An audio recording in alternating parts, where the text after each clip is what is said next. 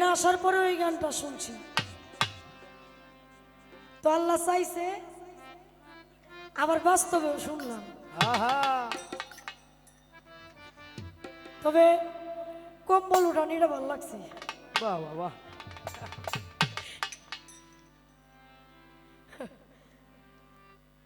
পালা দিয়েছেন গুরু এবং শিষ্য। বাজান হালকা। আমি কিন্তু আমার পালাটা শুরু করে দিয়েছি, আপনারা খেয়াল করছেন কিনা জানি না। ভারতের শ্রদ্ধাভাজন একজন গায়িকা ছিলেন, শ্রদ্ধেয় লতা মঙ্গেশকর। তিনি বললেন, তু হি মেরে মন্দির, তুমি হি মেরে পূজা, তুমি দেবতা হো, তুমি দেবতা, তুমি মন্দির, তুমি পূজা, তুমি দেবতা, তুমি সব। আমি কিন্তু আমার পালাটা শুরু করে দিয়েছি। আমি অধমকে দেওয়া হয়েছে শিষ্যের ভাগে গান করার জন্য, আমার দরদিকে দিলেন গুরু পাঠের গান করার জন্য।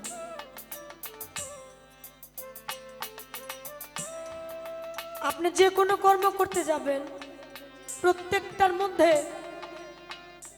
গুরু আর শিষ্য আছে। শিষ্য, সেবক, বালক, ভক্ত, তিনটা স্তর পৌঁছে গেলে লাস্টের যে স্তরটা আসে সেটার নাম হইছে ভক্ত। শিষ্য মানে কি অবুঝ, সে বুঝে না। যে বুঝে না ওই মানুষটা বুঝার দরকার, বুঝতে চায়। এখানে অনেকে আছেন বায়াত গ্রহণ করেন নাই, আছে আছে। অনেকে আছেন বায়াত গ্রহণ করেন নাই, আবার অনেকে আছে বায়াত পছন্দই করে না, আবার অনেকে আছে পছন্দ করব কেমনে, সমস্ত কিছুর মধ্যেই ফরমালিন যুক্ত। কোন গুরু ধরবো, কেমন গুরু ধরবো, কার কাছে গেলে আমি আমার নিজেকে সঠিক একটা মানুষে রূপান্তরিত করতে পারবো। যারা যারা বায়াত গ্রহণ করেন নাই, আমি আজকে তাদের পক্ষে, আমি তাদের পক্ষে হয়ে আমি একটি গান রাখবো আমার গুরুজির কাছে, যেন এমন কিছু কথা, এমন কিছু দলিল আমরা পাই, যারা বায়াত গ্রহণ করি নাই তারা যেন বিশ্বাস করি। পবিত্র কুরআনের ঊর্ধ্বে তো আর কিছু নাই, আছে? পবিত্র কুরআন দেয়া যদি আমরা এই বায়াতের পক্ষের কিছু দলিল পাই, তাহলে অবশ্যই এই বায়াতের প্রতি যেন আমরা বিশ্বাস আনি, সেটাকে মাধ্যম করে সর্বপ্রথম একটি গান থাকবে। ধন্যবাদ।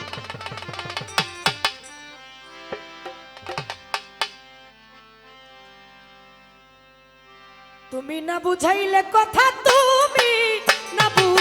তুমি না বুঝাইলে কথা পাইবা কোথায়? গুরু ধরি তোমার পায়ে, আদি অন্ত ভেদের কথা ভেঙ্গে কও আমায়।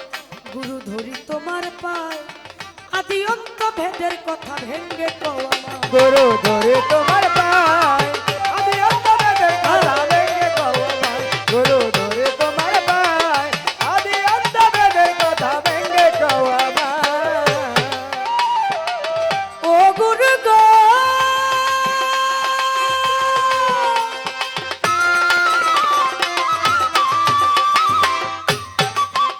আমি শুনেছি গুরু যদি হয় ব্যবসার নন্দন, তবু নাকি ভক্তের কাছে পতিত পাবো। শুনেছি গুরু যদি হয় ব্যবসার নন্দন,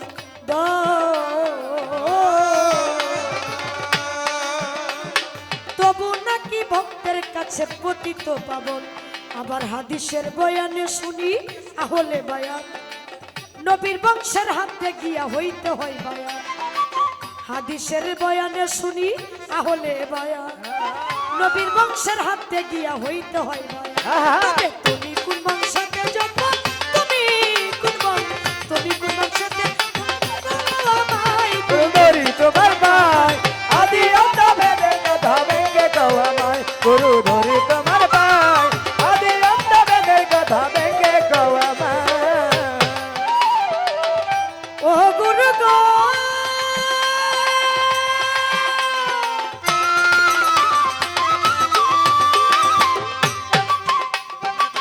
নিরাকারে সেজদা হারা বর্জক নিতে হয়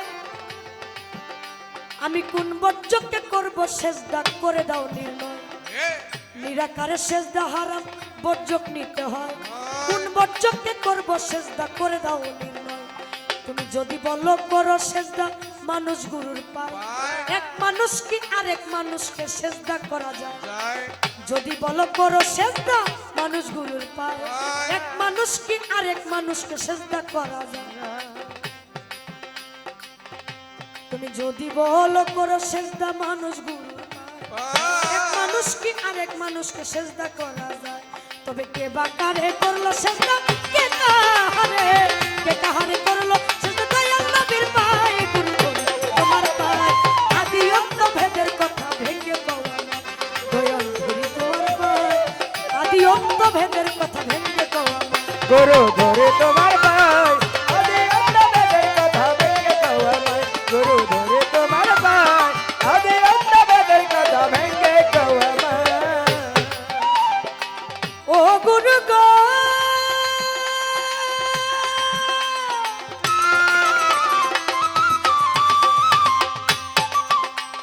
তুমি যদি বলো পীরাই আল্লাহ সেজদা করো তারে আমি কুরআন পড়ে দেখছি সূরা ইখলাসের ভিতরে যদি বলো পীরাই আল্লাহ সেজদা করো তারে কুরআন পড়ে দেখছি সূরা ইখলাসের ভিতরে নিরাকারেলা শরীক আল্লাহ জন্ম মৃত্যু নাই মাতা পিতা স্ত্রী পুত্র আহার নিদ্রা নাই নিরাকারেলা শরীক আল্লাহ জন্ম মৃত্যু নাই মাতা পিতা স্ত্রী পুত্র আহার নিদ্রা নাই ওরে সুবহান সরকার করলো মহান সুবহান সরকার করলো মহান গুলাকের ভান্ডাই গুরু ধরি তোমার পায় আদি অন্ত ভেদের কথা ভেঙে দেওয়া দয়াল ধরি তোমার পায় আদি অন্ত ভেদের কথা ভেঙে দেওয়া গুরুধরি তোমার পায় আদি অন্ত ভেদের কথা ভেঙ্গে কও আমায় গুরুধরি তোমার পায় আদি অন্ত ভেদের কথা ভেঙ্গে কও আমায়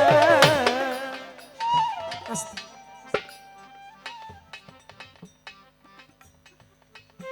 গুরুর দরবারে আসছি গুরু দায়িত্বটা পড়ে গেছে উভয়ের উপরে এটা তো আসলে প্রকৃতপক্ষে পালা আমার এক ভাই বললেন পালা তো দিয়েছি কথা একটু একটু কমায়া কইবেন দিবেন পালা আবার কইবেন কথা কম হ্যাঁ হ্যাঁ তাই তো হ্যাঁ এটা কেমন কথা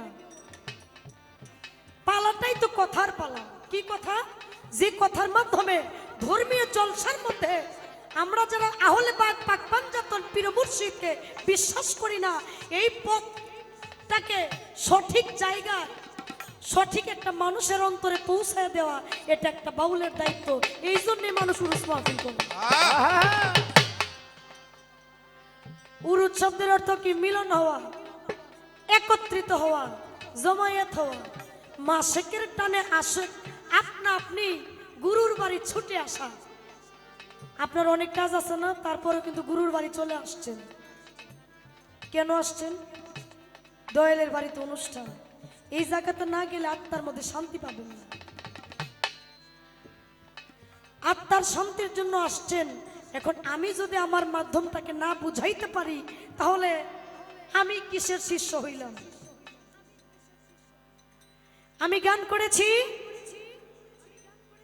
তুমি না বুঝাইলে কথা পাইব কোথায় গুরু ধরি তোমার পায় আদি অন্ত ভেদের কথা ভেঙ্গে কম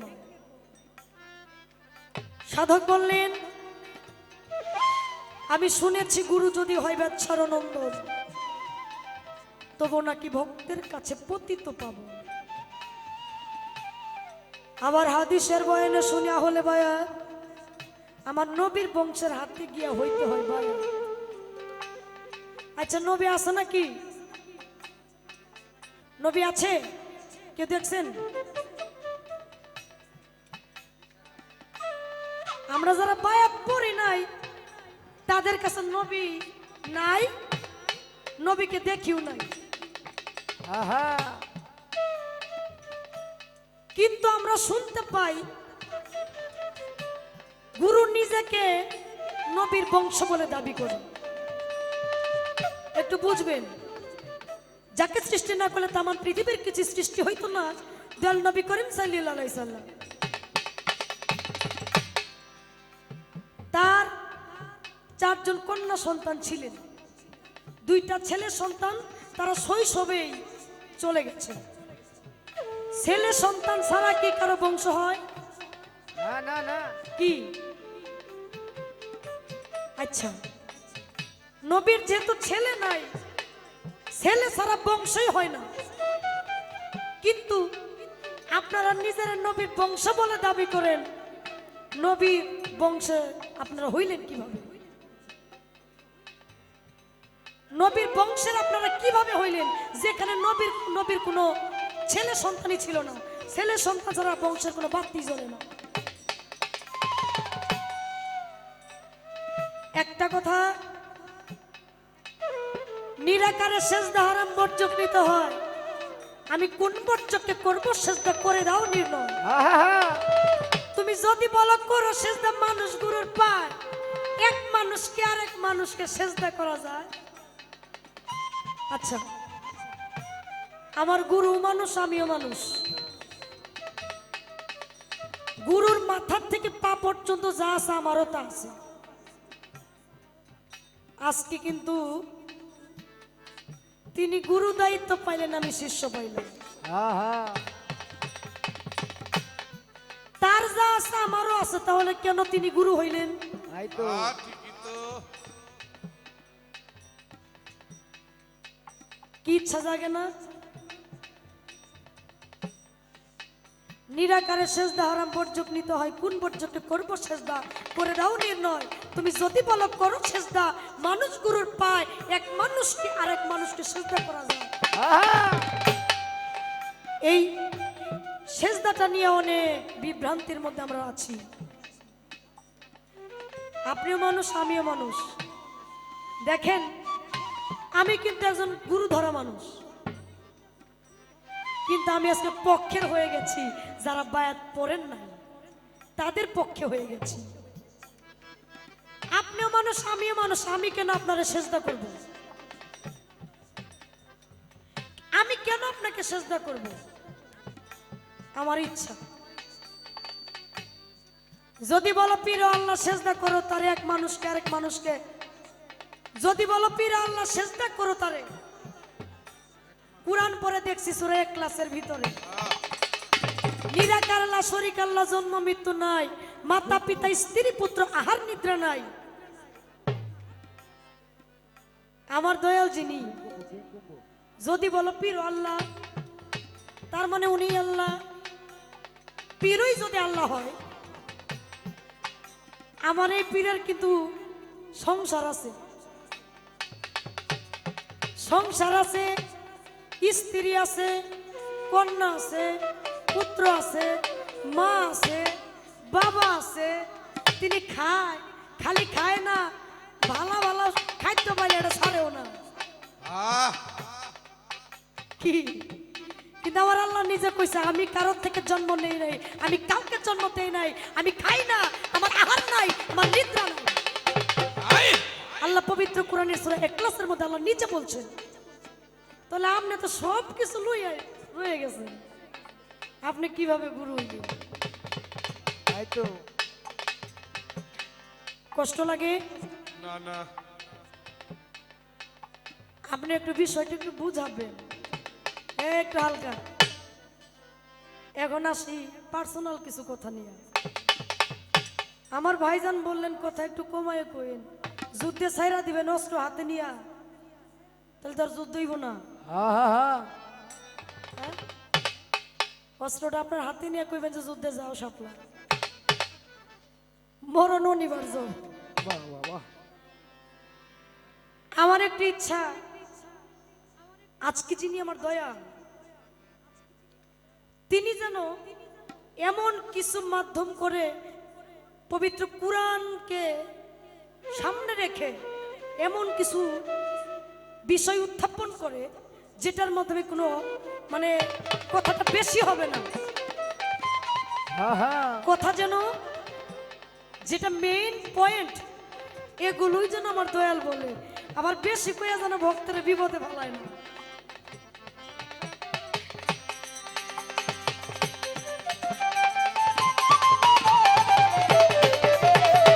আদি অন্তবেদের কথা ভেঙে কওয়ামায় গুরু ধরি তোমার পায় আদি অন্তবেদের কথা ভেঙে কওয়ামায় যদি তোমার পায় আদি অন্ত ভেদের কথা ভেঙে কওয়া, গুরু ধরি তোমার পায় আদি অন্ত